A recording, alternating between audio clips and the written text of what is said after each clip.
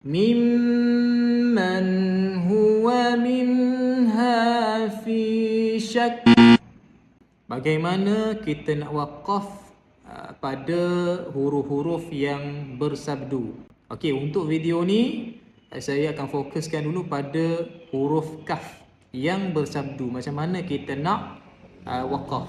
Okey, pertama, macam yang saya pernah kongsikan, bila kita nak waqaf pada huruf yang bersabdu, pastikan pertama kita kena tekan. Okey, tekan sebab apa? Sebab ada kemasukan huruf ke dalam huruf lah. Sabdu tu lah sebab sabdu. Okey, yang kedua, kita kena tengok, perhatikan apa sifat yang ada pada huruf tu yang kita perlu jelaskan sekali. Contoh macam huruf kaf hari ni, pertama kita tekan.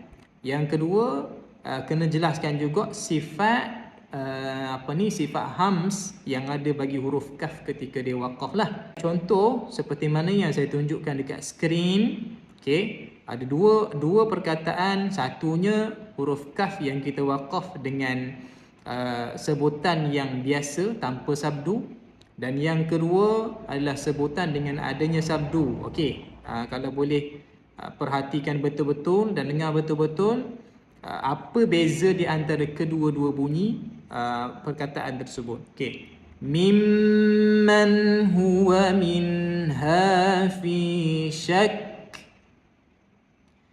Mimman huwa minha fi syak. Okey, tu untuk yang bersabdu.